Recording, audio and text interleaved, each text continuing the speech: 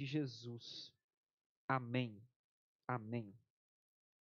Carta de Paulo aos Gálatas, capítulo 1, a partir do versículo 11, diz assim para nós: Mas informo a vocês, irmãos, que o evangelho por mim anunciado não é mensagem humana, porque eu não o recebi de ser humano algum, nem me foi ensinado, mas eu o recebi mediante revelação de Jesus Cristo.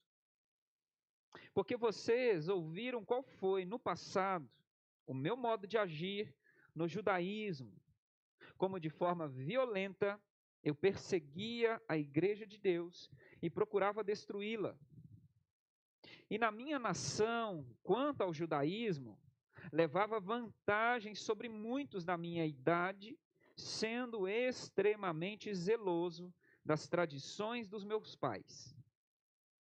Mas quando Deus, que me separou antes de eu nascer e me chamou pela sua graça, achou por bem revelar seu Filho em mim, para que eu o pregasse entre os gentios, não fui imediatamente consultar outras pessoas, nem fui a Jerusalém para me encontrar com os que já eram apóstolos antes de mim, mas fui para as regiões da Arábia e voltei outra vez para Damasco. Passados 3 anos, fui a Jerusalém para me encontrar com Cefas e fiquei 15 dias com ele. E não vi outro dos apóstolos, a não ser Tiago, o irmão do Senhor. Ora, a respeito do que estou escrevendo a vocês, afirmo diante de Deus que não estou mentindo. Depois fui para as regiões da Síria e da Cilícia. E eu não era conhecido pessoalmente pelas igrejas da Judéia, que estão em Cristo. Ouviam somente dizer: aquele que antes nos perseguia, agora prega a fé, que no passado procurava destruir, e glorificavam a Deus a meu respeito. Amém. Amém. Você pode se sentar, em nome de Jesus. Imagine a seguinte cena. Imagine que lá na sua infância, você provavelmente viveu a experiência de andar ou de aprender a andar de bicicleta. Eu estou nessa fase com Catarina, aproveitando esse fim de semana, né, de Dia das Mães, também maternal também. Estou nessa experiência de ensiná-la a andar de bicicleta. Ela tem uma bicicletinha, obviamente, tem as principais rodas e tem as famosas 2 rodinhas na traseira. E é óbvio que nessa fase, hoje você tem diversas outras propostas, é óbvio, mas essa proposta da qual eu participei um dia, você começa a andar de bicicleta com aquelas rodinhas. E geralmente tem um adulto que vai ali cercando, te acompanhando, né? E haja coluna, porque você vai agachado e às vezes tem que empurrar e por aí vai, e vai aprendendo a andar de bicicleta.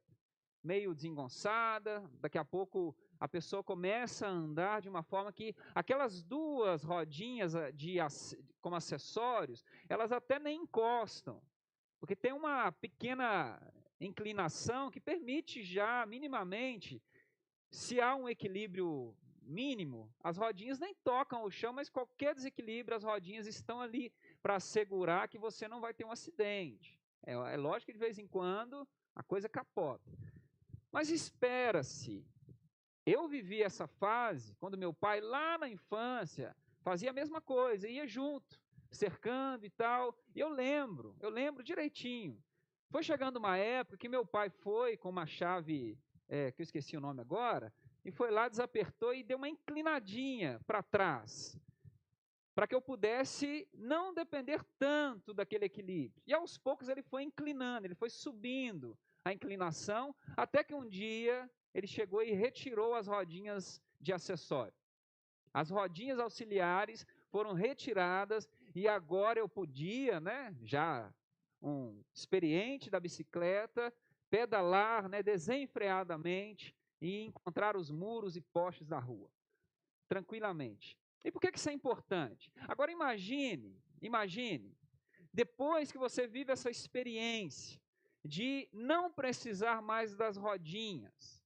Você já começa a desfrutar, você começa a ir para aqueles ambientes ali de calçadas, querer empinar a bicicleta, acelerar um pouquinho mais, o famoso dar um grau, né? Porque na minha época era chamar numa roda, hoje é dar um grau. Você vai aprendendo as manobras, vai caindo.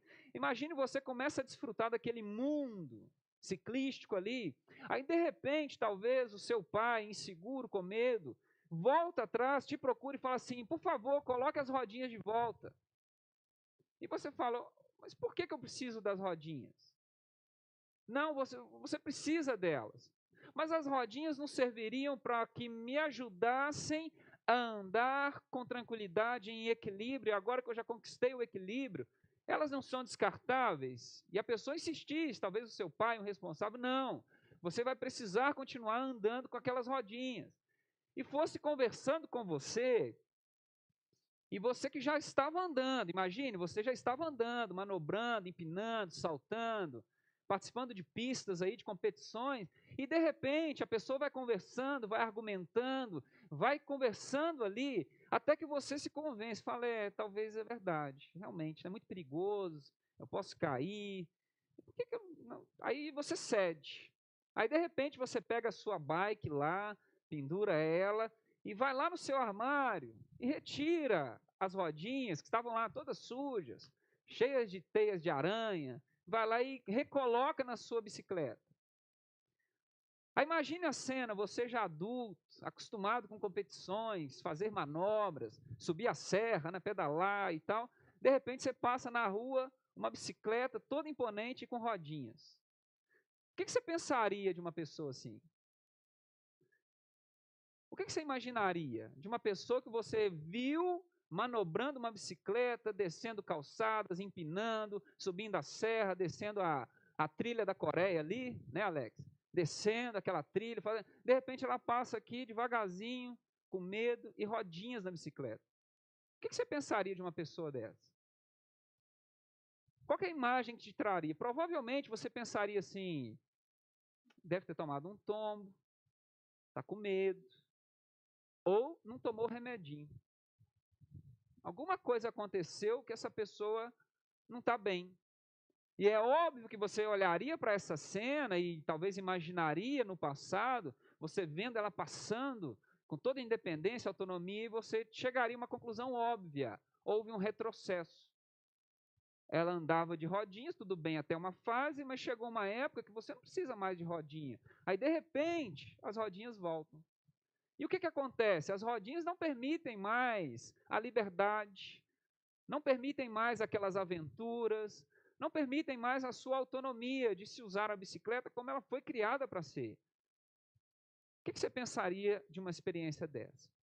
Parece bizarro, parece inacreditável, mas é justamente esse o problema que Paulo está enfrentando com a sua comunidade dos Gálatas. Como se fossem crianças cuidadas por ele, discipuladas por ele, que num determinado ponto, ou até um determinado ponto, Paulo estava lá como um pai, babão, cuidando, e os ensinando a andar de bicicletas. E durante um período, Paulo foi colocando rodinhas, e dizendo, olha, existem esses instrumentos aqui que são usados como segurança, como técnica, para que você aprenda a pedalar. Mas chega um dia que quando você dominar isso daqui, entender para que elas servem, para onde elas apontam, você dispensa as rodinhas para que a experiência do pedal seja plena. Porque as rodinhas que nos protegem, nos ajudam, nos ensinam, elas vão até um certo ponto, mas se você insistir em manter as rodinhas, essa experiência, ao contrário, será limitada. As rodinhas que um dia lhe ensinaram, lhe protegeram e lhe lançaram para uma experiência, agora elas vão limitar você na experiência. É o que Paulo está enfrentando com os Gálatas. É o que Paulo está enfrentando com os Gálatas. Os Gálatas são como essas crianças, como eu e você, que um dia aprenderam a andar de bicicletas e foram, ao longo do tempo, dispensando as rodinhas. Aprendemos a andar. Mas os Gálatas agora começaram a dar ouvidos, começaram a ouvir pessoas que, persuasivamente falando, chegaram e os convenceram de que não, eles precisam continuar usando rodinhas, porque não dá para pedalar sem as rodinhas. A experiência sem as rodinhas é incompleta. E convenceram os Gálatas a pegarem as suas bicicletas, colocarem ali e permitiram que esses trouxessem as rodinhas e colocassem as rodinhas nas suas bicicletas. E o que Paulo está falando? Vocês perderam a liberdade que vocês tinham. Por quê? Logicamente, metaforicamente falando, vocês permitiram que colocassem rodinha nas bicicletas de vocês, uma vez que vocês já estavam pedalando como profissionais. É isso que está acontecendo. Vocês não estão mais desfrutando, vocês até pensam, vocês estão até convencidos de que não, a experiência que vocês vivem agora, ela é mais segura, ela é mais confortável, ela é ideal. E pessoas estão olhando para vocês e lhes aprovam agora. Mas eu preciso dizer para vocês, vocês estão, na verdade, jogando fora a liberdade de vocês. Gálatas é uma igreja que decidiu trazer de volta as rodinhas. Então imagine essa cena. Um adulto que dominava o esporte da bike, do pedal, está agora andando devagarzinho em avenidas planas, seguras, com rodinhas na sua bicicleta. Bizarro, né? O Otávio está rindo. Bizarro, né? Mas é o que está acontecendo aqui. E o que Paulo está dizendo para essa igreja? Não se submetam de novo a jugo de escravidão. Não se submetam. Vocês deram ouvidos a uma mensagem pregada por mim que os libertou de fato. Porque o que eu apresentei a vocês não era uma mensagem humana. E uma vez que vocês deram ouvidos a essa mensagem, vocês experimentaram uma libertação. Vocês experimentaram algo novo. Vocês estão agora deixando de lado, como nós ouvimos semana passada, vocês estão passando daquele que vos chamou da graça para um outro evangelho. Estão perdendo a liberdade de vocês. Estão perdendo a liberdade de vocês. E por que Paulo está preocupado? Por que Paulo está preocupado? Porque essas pessoas estão sendo convencidas de que a graça de Deus ela é insuficiente para o projeto de Deus para nós, que é necessário outras coisas, que nós podemos experimentar outras coisas, outras experiências, outras formas, que a graça de Deus ela é insuficiente e precisamos nos aperfeiçoar de outras formas, É a respeito disso que Paulo está falando. É a respeito dessa mensagem da graça. E o que Paulo traz aqui? Paulo traz a sua própria experiência, e é a respeito dessa própria experiência que eu quero conversar com vocês essa noite. Porque pensa-se equivocadamente que falar da mensagem da graça é como se fosse uma espécie de autorização para que pudéssemos continuar vivendo deliberadamente do jeito que vivíamos e contarmos com o perdão de Deus plenamente, independentemente do que aconteça. Confundimos graça de Deus com a permissão aberta, plena, incondicional de Deus, independentemente daquilo que a gente faz. Como se fosse uma autorização da parte de Deus para que vivêssemos do jeito que quisermos, sem termos que assumir as nossas consequências diante dele. Por isso que muitas pessoas, talvez é o seu caso, foi o meu caso durante muito tempo, quando a gente fala da salvação por meio da graça e de que não há outro caminho de se viver a vontade de Deus senão pela graça de Deus, a gente fica inseguro. É natural que a gente dê um passo para trás, porque os Gálatas deram um passo para trás. Eles foram convencidos de que a graça de Deus ela é insuficiente. Talvez você tenha escutado assim, lógico, a gente pode falar da graça de Deus, mas tem que mudar de vida. Talvez você já escutou essa frase, talvez você já tenha dito essa frase, talvez você já tenha acreditado nessa frase. Só que falar assim, tem que ter graça de Deus, ok, tudo bem falar da graça de Deus, mas tem que ter transformação. É a mesma coisa que eu disser para você assim, quem entrar na piscina vai se molhar. A mesma coisa. É redundante falar que tem que ter graça de Deus, mas tem que ter transformação, é uma redundância. É uma redundância. Porque graça de Deus não é a autorização do céu para a gente fazer o que a gente quiser. E no final das contas, Deus que é bonzinho, gracioso, amoroso, né, que me ama, que me acha um tchutchuquinho, vai depois passar pano para aquilo que eu fiz. Graça não é isso. E o apóstolo Paulo está literalmente dizendo isso. Por isso, lá no capítulo 6, por exemplo, ele vai dizer algo muito sério. Cuidado, de Deus não se zomba. Aquilo que o homem semear, o homem vai colher.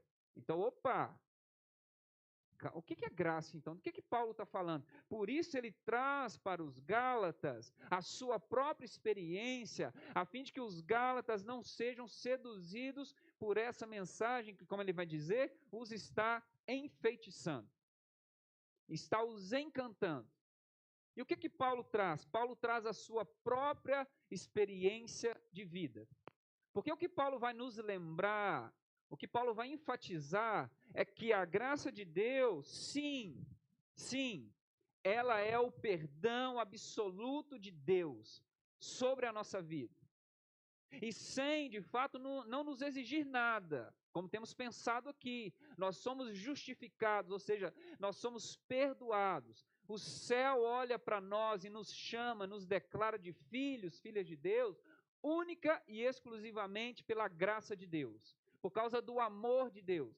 Uma vez que esse sacrifício de Jesus nos alcança e nós depositamos a fé em Cristo, não há mais nada a se fazer para que sejamos feitos filhos de Deus. É uma experiência que nós não controlamos. Isso é fato, porque a graça de Deus, ela perdoa, ela justifica, ela nos livra da condenação da morte. Mas o que Paulo vai dizer para nós aqui, que essa experiência que nós chamamos de justificação, ou seja, o céu olha para nós, Deus olha para nós, e por causa do seu próprio amor, nos permite ser agradáveis a Ele, como filhos amados. Tudo bem, a graça é isso, mas a salvação de Deus, o projeto que Deus tem para nós, não se encerra nessa única e exclusiva experiência, porque, além do perdão, Paulo está dizendo para nós que a graça de Deus nos capacita para sermos nova criatura, para sermos transformados, para sermos libertos. Por isso estamos falando aqui desse tema de liberdade. Não nessa liberdade deturpada que o mundo moderno tem, de que o livre é aquele que pode viver de qualquer jeito, fazer o que quiser. Mas o que Paulo está falando é que a verdadeira pessoa livre é uma pessoa que não é mais escrava do pecado. É uma pessoa que não está mais debaixo do jugo de escravidão do pecado que nos destrói. É uma pessoa que tem capacidade de ter entendimento do que Deus espera dele e ele consegue então viver e atender à expectativa de Deus. Então, livre não é aquele que sai mundo afora fazendo o que quer, do jeito que quer, na hora que quer. Para Paulo e para os evangelhos, livre é aquele que consegue entender o que Deus espera de mim e consegue fazer aquilo que Deus espera e ouvir do céu: você é um filho amado. Eu me sinto prazeroso em você. Eu olho para você, meu coração fica feliz, eu encontro a alegria da forma como que você vive. Esse é o verdadeiro livre. E como é que a gente experimenta isso? Paulo vai dizer, única e exclusivamente pela graça de Deus. Porque a graça de Deus, ela nos perdoa, mas ela nos empodera. Ela nos enche de poder, ela nos habilita, ela nos capacita para quê? Para que não sejamos mais os mesmos. Não sejamos mais os mesmos. Então a graça de Deus, ao mesmo tempo que ela nos alcança e o Espírito Santo vem sobre nós e comunica ao nosso coração, ao nosso próprio espírito, que sim, nós somos amados, nós somos filhos. Não há mais condenação sobre nós. O Espírito Santo testifica com o nosso próprio espírito Ele derrama sobre nós o amor de Deus e não há, atesto para você, não há melhor experiência do que quando o Espírito Santo vem e testifica no seu coração e derrama no seu coração que você é amado por Ele. Não há experiência que se compare a isso. Mas ao mesmo tempo, esse Espírito que comunica o amor de Deus, ele derrama sobre nós poder. Poder, para quê? Para que esse pecado que nos aprisiona, que nos deforma, que nos controla, que esse poder do inferno sobre nós, sobre o nosso mundo, vá sendo desfeito. Vá sendo desfeito. E esse pecado que nos domina, que faz com que a gente viva de um jeito que desagrada a Deus, esse pecado vai perdendo força, sabe por quê? Porque a graça de Deus, ela é sobre nós, o poder do Espírito Santo, a fim de nos fazer novas criaturas. Novas criaturas. Então, falar de graça é sim falar dessa dimensão de que tudo bem, Deus vem sobre mim e me perdoa de um jeito que eu não merecia, mas ao mesmo tempo, a graça de Deus é poder de Deus para a transformação.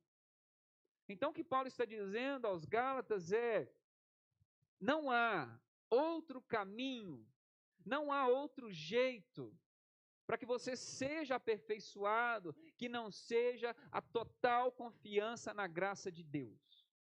Não há outro jeito. Uma vez que você tem consciência do que Deus está fazendo no mundo, de quem é Deus, da capacidade de Deus, do projeto que Deus tem para você, não há outra forma de experimentar, de se apropriar dessa vida de Deus, a não ser confiando única e exclusivamente na graça de Deus. Então Paulo está dizendo, olha, estão dizendo para vocês que há outro jeito. Estão dizendo para vocês que tudo bem, a graça perdoa, legal, Deus é amor, tudo bem, mas se você não adotar para você uma postura, uma disciplina, e fizer isso ou aquilo, assumir isso ou aquilo, a sua vida não vai ser transformada. E sabe o que Paulo está falando? Olha, isso é conversa fiada, sabe por quê? Esses que saíram lá de Jerusalém e que se sentem mais especiais, mais íntimos de Deus, mais próximos de Deus, porque vêm lá das bandas de Jerusalém, da cidade santa, do Monte Sião, dos arredores do templo, que vêm daquele ambiente, que se sentem mais empoderados, que carregam marcas humanas, religiosas, e pensam que isso lhes agrega valor. Eles estão dizendo coisas, imputando sobre essa comunidade coisas que elas são desnecessárias. Sabe por quê? Porque eu conheço bem, eu já vivi como eles viveram. E aí ele começa a falar da sua própria experiência. Ele apresenta a sua vida como era antes. E como Paulo era antes. Esses que estão vindo lá de Jerusalém, eles trazem sobre vocês algumas regras, alguns jeitos, algumas exigências, que eu as cumpri todas. À risca. E eu obedeci cada linha dessas exigências. Eu fiz tudo isso. Eu cumpri piamente cada coisinha essas festas, essas marcas, circuncisão, o sábado. Cumpri tudo. Cumpri tudo. O meu desejo era agradar a Deus, mas eu fiz isso por uma via própria. Eu queria experimentar do amor de Deus e o que eu fiz? Eu pensei que eu, por mim mesmo, faria um caminho para ser aceito do Pai. E eu fiz esse caminho nos meus méritos próprios. Eu pensei que ao obedecer à lei, ao cumprir regras, ao fazer isto ou aquilo, eu me tornaria mais aceitável da parte de Deus. Então ele começa a falar da sua própria experiência. E qual é o resultado? Sabe o que ele vai dizer? Perceba o que Paulo vai dizer aqui no versículo 13. Vocês sabem, vocês ouviram do meu passado, como eu agia. E ele coloca, como de forma violenta, eu perseguia a igreja de Deus e procurava destruí-la. Sabe o que Paulo está dizendo aqui? Sabe o que Paulo está dizendo aqui? Ele estava envolvido num ambiente religioso, como nós estamos aqui. Um ambiente religioso. E esse ambiente religioso apontou para Paulo um jeito de viver. E Paulo obedeceu à risca esse jeito de viver. Tanto que ele vai dizer que ele sobressaía as demais pessoas. Foi aquele top da sua comunidade. Mas ele chega a uma conclusão.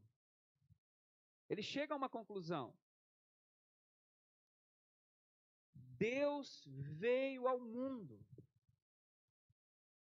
Deus rasgou os céus, veio ao nosso mundo, colocou os pés nessa terra, encarnou-se, andou entre nós, fez obras maravilhosas, consumou tudo que a minha tradição, tudo em que eu acreditava, que eu esperava, que eu estava ansioso para ver. Deus veio, andou entre nós, fez tudo o que fez, levantou pessoas improváveis, deu a elas autoridade para continuar o que ele veio fazer e começar. É uma obra de Deus. Deus estava agindo no mundo. Deus veio salvar o mundo. Deus estava fazendo algo extraordinário, era da parte de Deus. E sabe o que aconteceu? Eu não entendi. Eu não percebi. Deus estava no meio. Deus estava fazendo. Era uma obra de Deus e eu não vi. Eu não entendi. Porque eu estava insensível ao agir de Deus. E não só não entendi, não percebi, como eu me tornei opositor. Preste atenção nisso, pelo amor de Deus. Perceba a seriedade do que Paulo está dizendo aqui. Paulo é um religioso. Ele não é um ímpio, não é um gentio. Ele está inserido no povo da aliança. Ele é da tribo de Benjamim, é fariseu, foi circuncidado. Ele conhece a lei. Ele vem na expectativa de que Deus faria algo extraordinário no mundo. E quando Deus veio e agiu, ele só não percebeu a ação de Deus, como ele se tornou opositor ao que Deus estava fazendo. Inimigo de Deus. Percebe a seriedade disso? O que ele está dizendo é muito sério, que tudo que a religião lhe deu, lhe colocou nas suas mãos, isso tudo foi insuficiente para lhe dar algo que ele precisava, que era a natureza de Deus. Porque quando Deus veio ao mundo, ele não estava em sintonia com o céu. Ele não estava em sintonia com o céu. Ele não desfrutava da mesma natureza de Cristo. O Espírito Santo que pairou sobre Cristo, que veio sobre a igreja, que enviou a igreja a missão, que estava levando o evangelho, não estava sobre a vida de Paulo. Por isso ele não entendeu nada. E se você pudesse viajar lá e entrevistá-lo antes da sua experiência de Damasco, ele diria para você com toda a sua força: eu estou defendendo os interesses de Deus. Ele diria para você. Ele jamais admitiria ouvir da sua boca que ele sofreria uma conversão. Ele fala: você ficou louco? Eu sou fariseu. Quer que eu te dou uma aula de Bíblia? Quer que eu te dou uma aula de tradição? Quer que eu te ensine as coisas de Deus, da parte dele? Quer que eu te fale? Só que ele não percebe porque ele era cego. Tudo que a religião lhe deu, quando ele deposita a confiança naquilo que lhe entregaram nas suas mãos, ele estava como uma criança andando de rodinhas. Ele não percebeu. Deus invadiu, gente, preste atenção, isso é muito sério. Deus invadiu o mundo.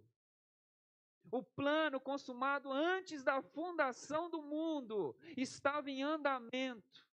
E Paulo não percebeu. Paulo não percebeu.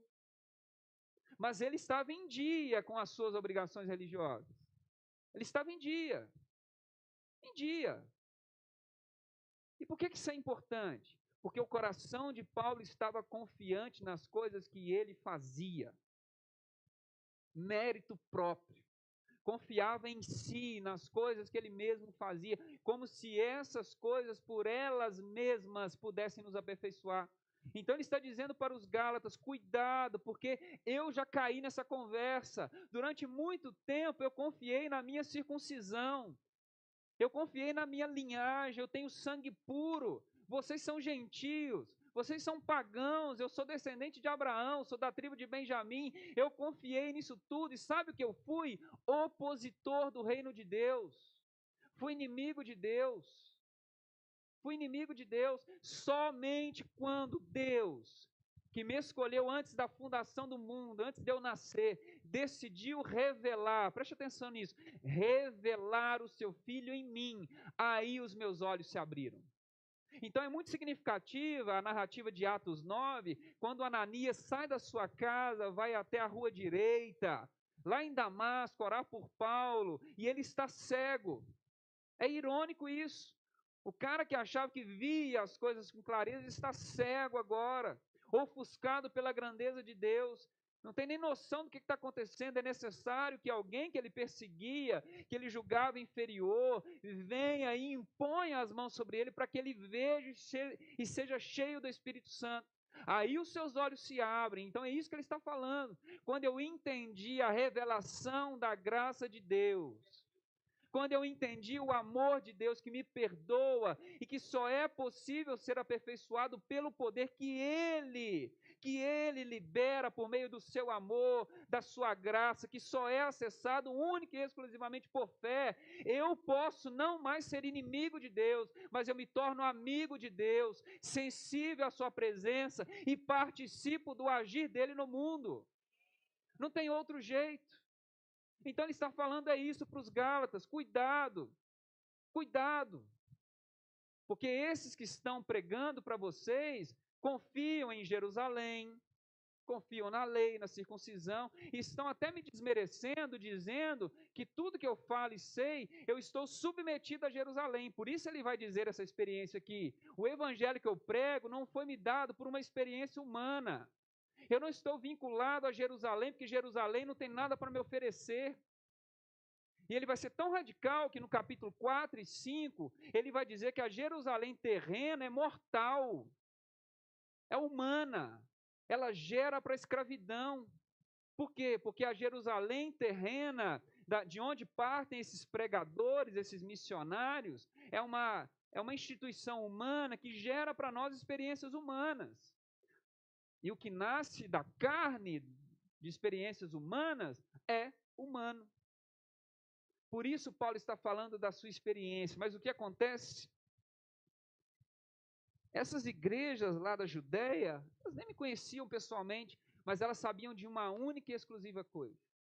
Sabe o que elas sabiam? Versículo 23. Aquele que antes nos perseguia, agora prega a fé que no passado procurava destruir. Transformação. Transformação. Enquanto Paulo confiava nos seus próprios feitos, nos seus próprios méritos, ele era inimigo de Deus, insensível de Deus. Mas quando ele entende, ele se abre para essa revelação da graça de Deus e começa a confiar nos méritos de Cristo, aí ele começa a desfrutar de um poder que não é humano. Não é humano, e que sim, esse poder pode transformar. Ou melhor dizendo, somente esse poder pode transformar. É o que Paulo está dizendo para nós. E o resultado de uma vida pautada na graça, qual é? Antes ele gerava o quê? Destruição, violência, escândalo, medo. Agora, ao olharem para ele, pensarem em Paulo, conviverem com Paulo, ele vai dizer o seguinte: e agora glorificam a Deus a meu respeito. Paulo agora tem uma vida que permite que a sua vida projete glória para Deus. É uma vida que mostra a presença de Deus. Antes ele se opunha ao agir de Deus. Ele afastava o agir de Deus. Ele perseguia as pessoas que estavam no mover de Deus. Agora ele introduz pessoas no agir de Deus. Ele mostra o rosto de Deus para as pessoas. A sua vida é um exemplo da parte de Deus. Olham para ele da forma como ele vive, veem Deus. E tudo por quê? Porque ele se abriu para a graça de Deus. Para a graça de Deus. Então nós precisamos aprender isso. Como a minha avó dizia, não dá para colocar os carros na frente do boi. Não dá. Porque nós corremos um risco. Obviamente que não é o nosso caso aqui, eu acho, né? Que estejamos sendo assediados para que adotemos no nosso dia a dia aspectos tão específicos de uma tradição judaica, mas nós corremos o risco de que, como esses aqui, confiarmos nas coisas que nós fazemos. Porque até coisas boas e dadas da parte de Deus para nós podem se tornar um problema. Exemplo. Você já deve ter ouvido, já deve ter falado. Frases perigosas como: a oração tem poder, o jejum tem poder, isso tem poder, aquilo tem poder. É importante a gente entender o que estamos dizendo, ou o que queremos dizer, porque essas coisas são perigosas. Sabe por quê? Oração é bênção. Estamos em oração. Jejum é bênção. Vir ao culto é bênção. Mas isso pode não ser. Isso pode não ser. É o alerta de Jesus em Mateus capítulo 6. Quando nós exercemos essas obras, esses atos de piedade, de espiritualidade, com uma finalidade equivocada, nós não recebemos recompensa da parte de Deus. Por exemplo, é possível que uma pessoa, ao se colocar em oração, o que paire no coração dela é que ao orar, ela vai se tornar merecedora do favor de Deus. Pode parar no coração de que ao jejuar, Deus que estava indeciso, imagine a cena, você vai lá e ora, né? Deus, eu quero trocar de carro, né? Meu Celta não está muito bom, né? Precisando de trocar de carro. Aí você começa a orar. Aí Deus fala assim: vou dar esse carro. Aí fala: não. Aí eu estou orando: vou dar esse carro. Eu estou indeciso, não sei. A oração do Felipe não me convenceu. Mas aí eu falo assim: espera aí, Deus. Aí eu vou lá e, como diz a turma lá da minha terra, eu sapeco um jejum. Meu filho. Aí Deus que estava vindo: não, agora não tem jeito. Não, esse jejum, né? Aí, nossa, aí tá aqui, ó. Mérito próprio. Como se nós pudéssemos mudar os propósitos de Deus com aquilo que a gente faz. Como se houvesse alguma coisa que pudéssemos dar a Deus, que Ele já não tenha. Então, até as coisas da parte de Deus que nos conectam a Ele podem ser deturpadas por um coração fora da graça. Por isso, nós metodistas chamamos tudo isso que eu mencionei aqui: a oração, o jejum, a leitura, o culto público, a comunhão, a ceia, o batismo. Todas essas ações que nós vivenciamos e são importantíssimas na vida da igreja, nós as chamamos de meios de graça. Meios de graça. Sabe o que significa isso? São os meios que nos conectam com a graça. Uma vez que a graça nos alcançou, nós respondemos à graça. Nós nos conectamos a essa graça por meio da nossa oração, por meio do jejum, por meio da leitura, por meio do culto, por meio da comunhão, por meio da ceia, do batismo e por aí vai. E uma vez conectados com a graça, nós crescemos. E agora, porque cremos ainda mais, nós respondemos. E porque nós respondemos, nós cremos. E porque cremos, respondemos. Você está percebendo? Mas tudo é centrado na graça, porque se a minha oração não me coloca ainda mais confiante no mérito de Cristo, a minha oração não serve. Se o meu jejum não me faz confiar mais em Cristo, é religiosidade. Se a minha vivência na igreja não me leva à confiança em Cristo, não vale nada. Paulo está dizendo assim: eu serei eterno inimigo de Deus. Mas o que me conectou com Deus foi uma experiência do Espírito Santo. Foi do Espírito Santo. É isso que Paulo está falando, por isso o chamado. Vocês ficaram loucos, vocês que receberam o Espírito, por meio da graça, por meio do amor, vocês querem agora continuar sendo aperfeiçoados pelo próprio braço? Pelo próprio braço. Por isso ele está dizendo: confiem na graça do Senhor, porque foi para a liberdade que Cristo vos libertou. Não se submetam novamente a jugo de escravidão, porque se nós confiarmos naquilo que fazemos, até coisas aparentemente boas, inicialmente boas, a nossa vida religiosa nos manterá dentro de uma gaiola do pecado. E sabe o que a religião, a religiosidade legalista produz? Hipocrisia. Hipocrisia. Depois você leia o capítulo 2 aqui. Leia. Vamos entrar no capítulo 2 agora. O embate que Paulo tem com Pedro. Por causa de quê? Hipocrisia. Porque nós abordaremos, nós adotaremos para nós os critérios, as exigências da religião, mas seguiremos com coração de pedra, um coração carnal. Faremos tudo que socialmente é aceitável, mas aquele que sonda os nossos corações saberá que o Espírito Santo ainda não foi derramado sobre nós. Então, não se submetam novamente ao jugo de escravidão, mas se abram para a graça de Deus. Confie no mérito de Cristo. Se for para orar, que a tua oração te jogue para Cristo. Se for para jejuar, que o seu jejum te jogue para Cristo. Se for para congregar, que a sua congregação te jogue para Cristo. Se for para servir, que o seu serviço te jogue para Cristo, mas que não seja achado em nós mérito nenhum, porque nós somos salvos pela graça de Cristo. Somos transformados pela graça de Cristo. Em nome de Jesus, se coloque de pé. Eu quero orar por você. Feche os seus olhos. Nós estamos